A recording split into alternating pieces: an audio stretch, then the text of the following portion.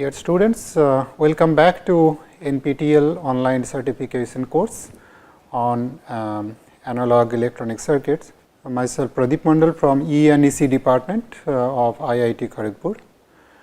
So, today we are going to continue the discussion on common collector and common drain amplifiers. So, the outline of today's presentation, it is given in the next slide. What we are going to do today, it is primarily we will be focusing on numerical examples and design guidelines of common collector and common drain amplifiers. So, I should say whatever the knowledge we have gathered in our previous discussion, namely the analysis of voltage gain, impedance and capacitance of common collector and common drain circuit for ideal situation, as well as considering the different parasitics, namely source resistance, load resistance and collector or drain terminal resistances, that will also be getting utilized in the numerical examples. So, let us start with one numerical examples where we do have idealistic bias. So, we do have the common collector amplifier given here, and then we do have the bias circuits, it is given here. In fact, I should say that VBB it is given. Yeah. So, we do have the VBB, it is making a bias at the base terminal, and then we do have the DC supply of 10 volt. So, VBB it is given here, it is 6 volt, and then we assume that the thermal equivalent voltage it is 26 millivolt. Then we are also considering that load capacitance connected at the output node CL, and its value it is say 100 picofarad. So, these are the situation, load situation, and then the device parameters are given here, namely the VB on it is 0.6 volt, beta of the transistor it is 100, early voltage it is say 50 volt, and then the parasitic capacitances, namely the C pi it is 10 picofarad, C mu base to collector terminal C mu it is 5 picofarad. Now, what we need to do it is as we have discussed earlier, the important parameters are the voltage gain, and we are expecting this voltage gain it will be as small as possible, or rather I should say attenuation is as small as possible. So, the voltage gain we are expecting it will be close to 1, input impedance should be as high as possible, output impedance should be as small as possible, input capacitance also should be as small as possible, and then based on the output impedance and the load capacitance we can find what is the upper cutoff frequency of the frequency response. So, these are the things we need to find, these are the final performance matrices, but the intermediate steps are we need to find the operating point of the transistor or the circuit, and then small signal parameters values, namely GM and GD of the transistor. So, let me start going to the operating point first. So, if I analyze this circuit and if I consider bias current it is 0.5 milliampere it is given to us. So, we can say that the collector current it is also approximately equal to the emitter current. So, that is 0.5 milliampere. Then the base current, quiescent current it is IC divided by the beta. So, that is 500 divided by 100 microampere. So, 5 microampere. Then the VBE it is given to us. So, VBE it is approximately 0.6. Now, we do have the current is flowing through this transistor, and we do have 6 volt at the DC coming to the terminal here. So, if I consider drop across this resistance RS, that gives us the base voltage. Now, for this case, let you consider the source resistance is very small. So, we can say that the base terminal it is also equals to 6 volt, because the source resistance it is 0, and then the emitter voltage it is the 6 volt, the base voltage minus VBE on. So, that is we do have the 6 volt minus 0.6. So, the emitter voltage it is 5.4 volt. On the other hand, the collector voltage anyway it is 10 volt VDD. So, we can say that VCE equals to 10 volt at the collector minus the emitter voltage, which is 5.4 volt. So, this is 6.6 volt. So, from this one we can say that the transistor it is in active region of operation. So, that gives us the operating point of the transistor.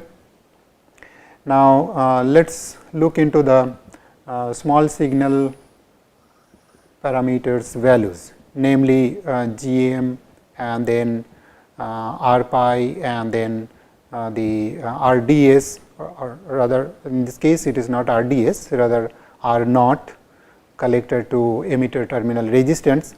So, let me go one by one. Small signal parameter, values of small signal parameter. Let me start with GM, and you may recall its expression in terms of the quiescent current. It is collector current divided by thermal equivalent voltage, and collector current it is 0.5 milliampere divided by 26 millivolt. So, we can say that this is 1 by 52 mho or ampere per volt. And then R pi, the base to emitter impedance R pi. So, that is, you may recall that this is beta divided by GM. So, it becomes 100 beta multiplied by 1 by GM, it is 52 ohms. So, this multiplied by 52 ohms. So, that gives us the value of 5.2 kilo ohms. On the other hand, the collector to emitter terminal resistance R naught, which is early voltage VA divided by IC. Now, early voltage it is given us here, it is 50 volt divided by 0.5 milliampere. So, that is equal to 100 kilo ohms. So, now we obtain the small signal parameters. So, you can recall these numbers. So, we are going to utilize the same space to calculate the voltage gain and then input impedance, output impedance, and so and so. So, let me clear the space, and then again let me start with the voltage gain, small signal voltage gain AV equals to VO divided by V in. If I say that small signal voltage here it is VO, and the voltage coming here, it is V in. So, for small signal, of course, this terminal, it will be AC ground. So, we may say that this is connected to AC ground. Now, the expression of the voltage gain, you may recall for this circuit, it is GM into R naught plus 1 in the numerator, and then in the denominator we do have GM R naught plus 1 into R pi plus R pi, right. And just now we have discussed about GM into R naught. So, GM, it is 1 by 52, and then R naught, it is 100 K, right. So, 100 into 10 to the power 3 plus 1, and in the denominator we will be having this GM into R naught. So, that is equal to whatever 10 to the power 5 divided by 52 plus 1 multiplied by R pi, that is 5.2 kilo ohms, plus this yeah, I think this is this should be R pi and this is R naught. Anyway, yeah. So, let me write this values of this GM into R naught, which is 10 to the power 5 divided by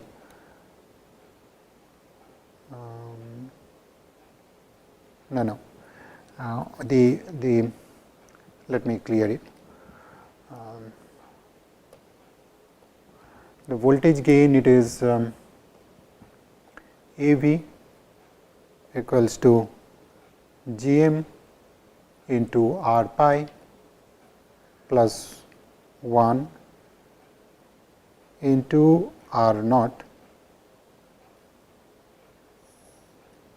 divided by GM into R pi plus 1 into R naught plus R pi. The other form, it was having some anyway, this is the correct one. So, now GM into R pi equals to beta plus 1 into R naught, and in the denominator we do have beta plus 1 into R naught plus this R pi. So, in the numerator we do have beta is 100. So, I should say, and then R naught, it is what we said is 100 K. So, 101 into 100 K 10 to the power 5 divided by 101 into 10 to the power 5 plus 5.2 K 10 to the power 3. So, naturally you can drop this part, and then you may say that this is approximately 1. So, that is what we are expecting, the gain it should be 1, but here numerically you can say it is really close to 1. And then input resistance of the circuit, looking into this circuit. So, what we have, it is R in, you may recall from our earlier derivation, R in equals to R pi plus GM into r pi plus 1 into r naught, right, because this bias circuit we are assuming it is having ideal situation. So, its conductance is 0. So, this is r pi, it is 5.2 k plus gm into r pi, it is beta plus 1 into r naught, it is 10 to the power 5. So, again this is equals to, so this is 101 multiplied by 10 to the power 5. So, again this part it will be very small. So, we can directly approximate this by 101 into 10 to the power 5 ohms, or what we say it is 10.1 mega ohms. So, this is quite high. So, the input resistance, it is, as we said, it is very high, and this is approximately 1, this is tens of mega ohms.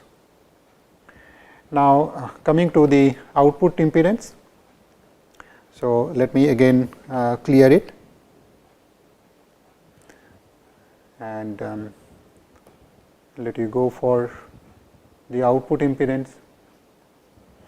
So, output impedance, it is looking at the output terminal, what we have, it is 1 by conductance at this point. So, we do have conductance here, conductance of the r pi, then r naught, and then also the gm part.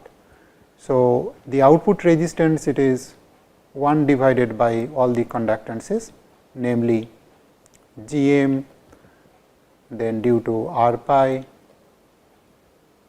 and then due to r naught, right.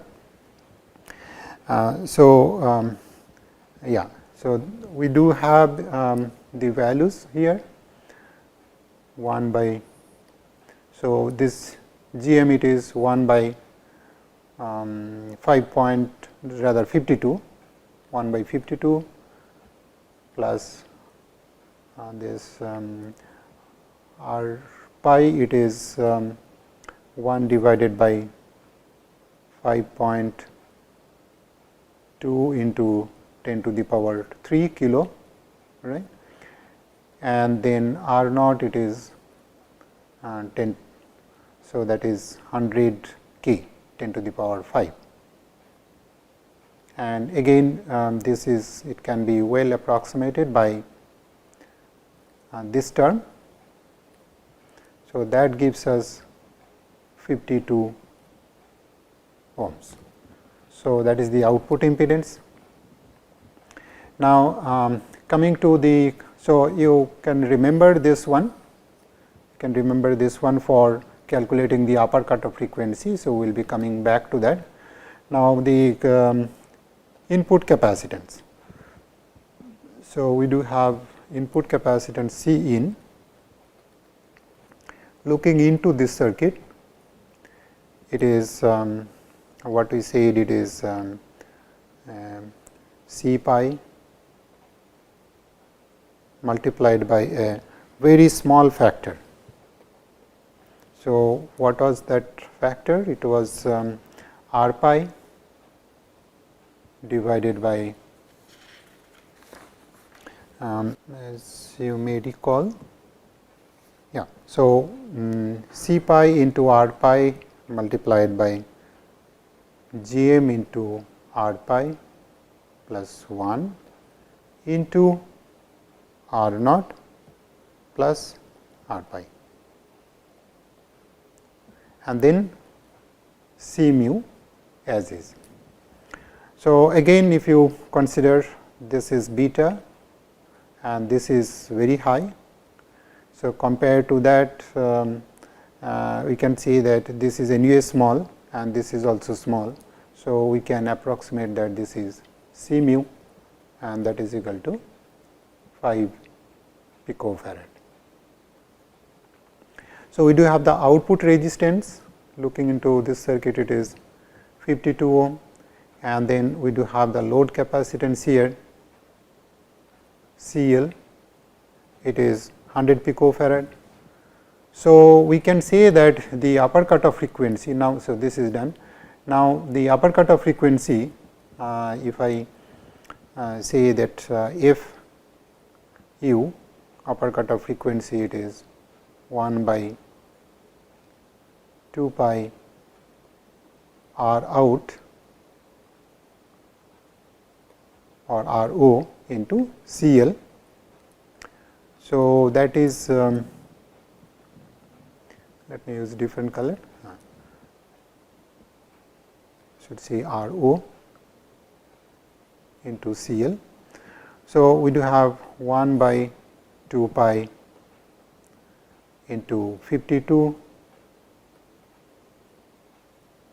ohms into 10 picofarad. So, that is 10 to the power 10, right, and so this is 10 to the power minus 10. So, that comes to be 10 to the power 12, 10 to the power 10 divided by approximately, or say to be more precise, 104 into pi. So, that is 22 by 7.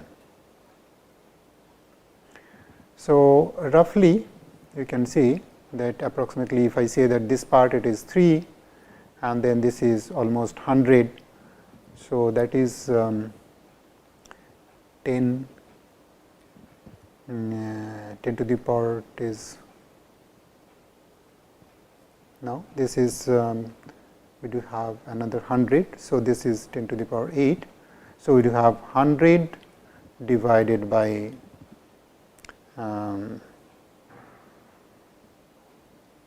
no. So, what we have here, it is 10 to the power 10 divided by 104 multiplied by 22 divided by 7. So, roughly this is 100 into rather multiplied by 7 divided by 22 megahertz. Yeah. So, it is more or less in the tens of megahertz. So, rather I should say no, I should say close to 30, approximately 30 megahertz. So, here it is 3, yeah, close to 30 megahertz. Right. So, that gives us an idea that even if say load capacitance it is 100 picofarad, the output the bandwidth of the circuit coming from the output node, it is quite big, and we are considering the source resistance is approximately 0. So, the Cin is not having much role to play, but even if I consider practical value of this source resistance, since Cin is small, then the corresponding bandwidth coming from the input pole will also be quite big. So, let us see in the next circuit that if we consider source resistance Rs, which is say maybe having some practical value, then you can see what will be the corresponding impact. So, in the next slide, it is basically the same circuit, except here we are considering the Rs different from 100K. So, if you see this circuit, if you analyze this circuit with the bias current of say 0.5 milliampere, and then if you try to analyze what will be the the operating point. So, we do have at the base, we do have the 6 volt out of this VBB, and then we do have the RS, and then base to emitter we do have a voltage drop. So, I should say I am just circling it to indicate that this is representing VBE on, and then we do have the bias current of 0.5 milliampere, and then here we do have the collector current, right. So, this collector current we may approximate that this is also equal to 0.5 milliampere. Now, to find the voltage here, what you have to do, so we can say that IC it is approximately equal to 0.5 milliampere, or rather to be more precise it will be 0.5 multiplied by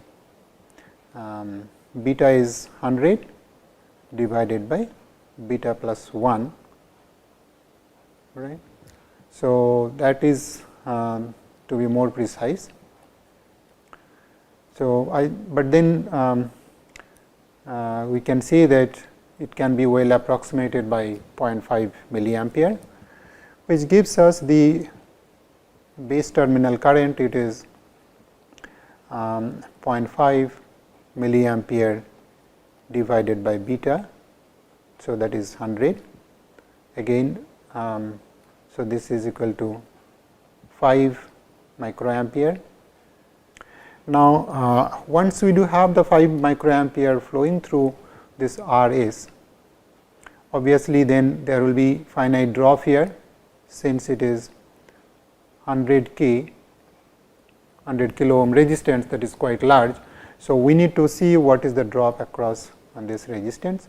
So, the voltage drop across this RS equals to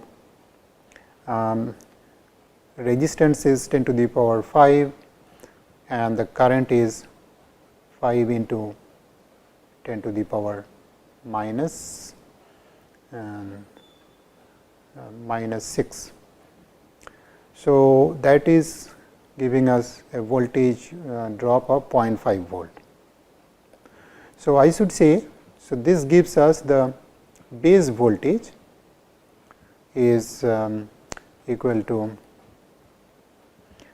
6 minus 0.5.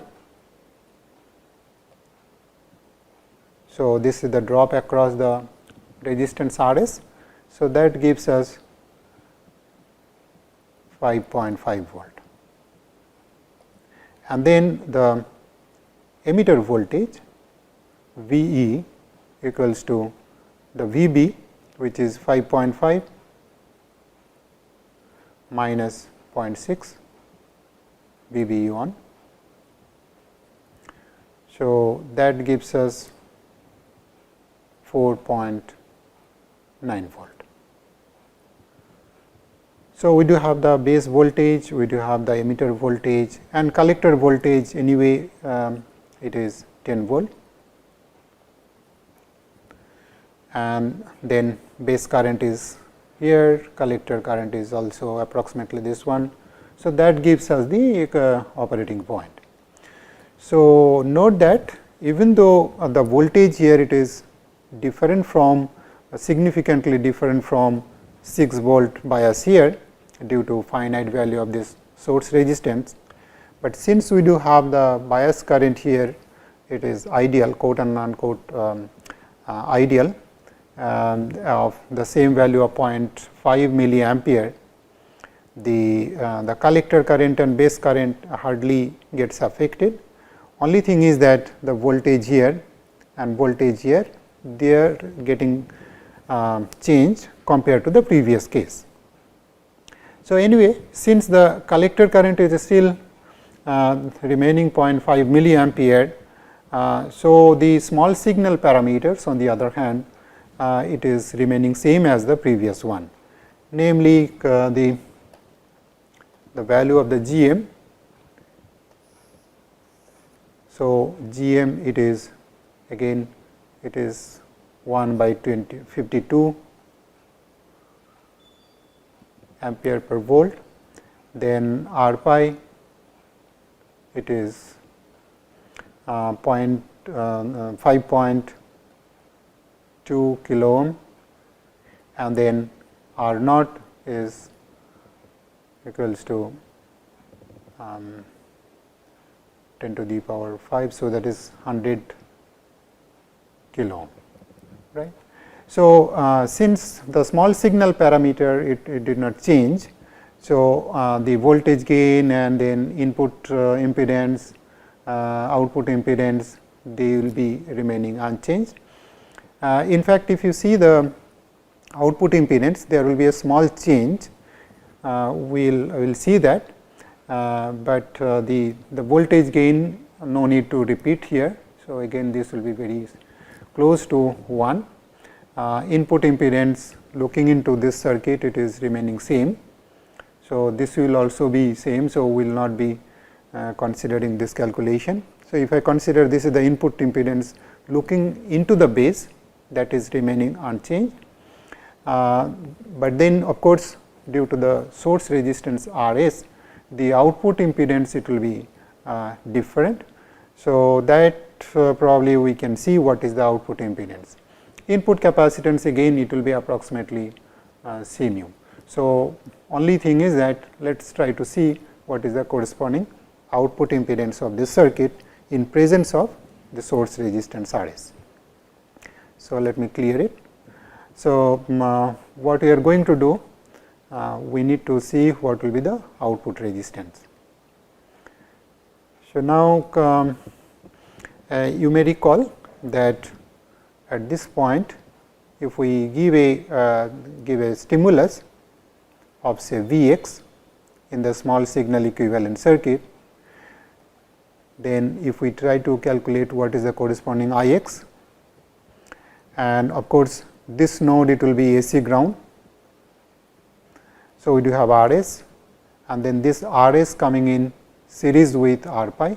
If I try to sketch the small signal equivalent circuit here, and then here we do have the GM part, and then we do have the R naught part here.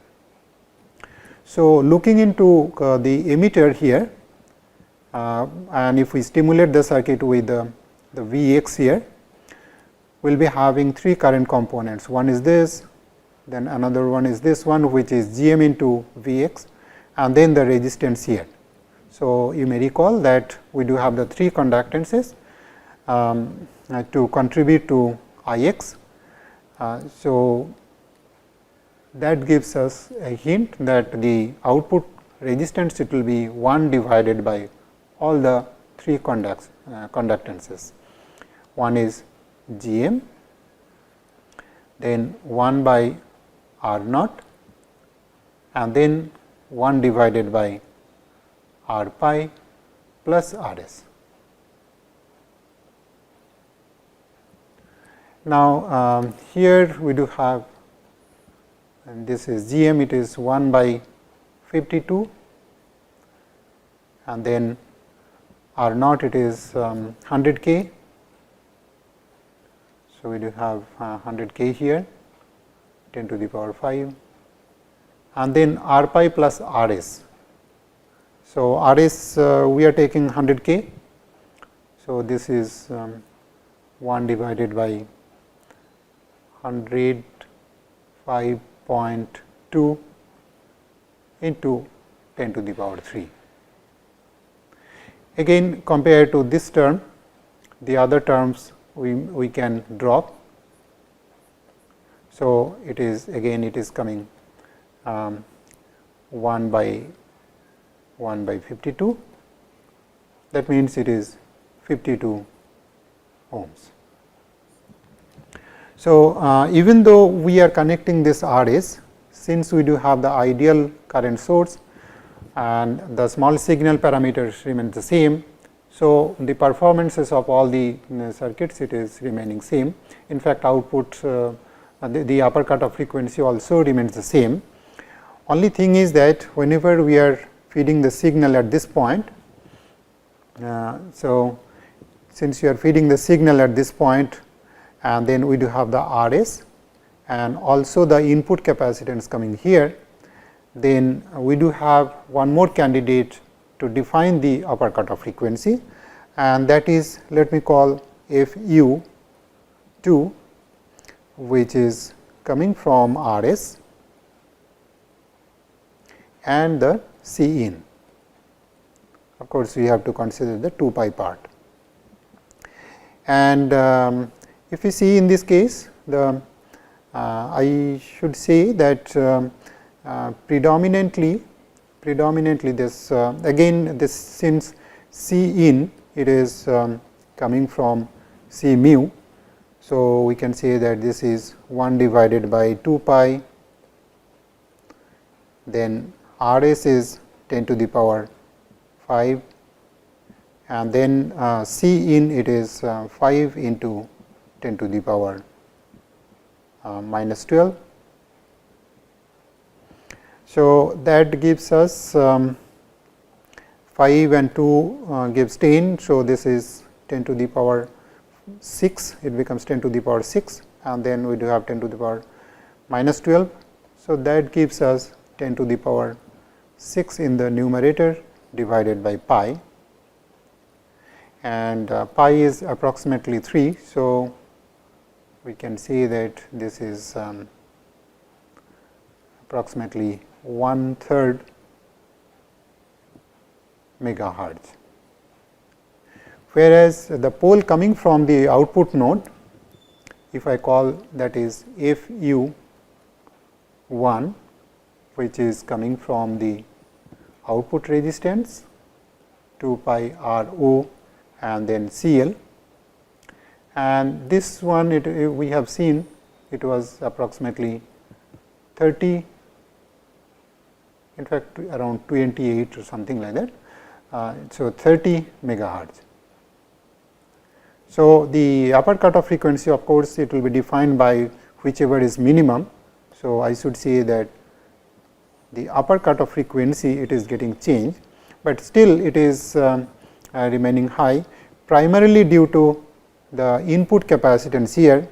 It is actually coming from this C mu and its value it is only 5 picofarad.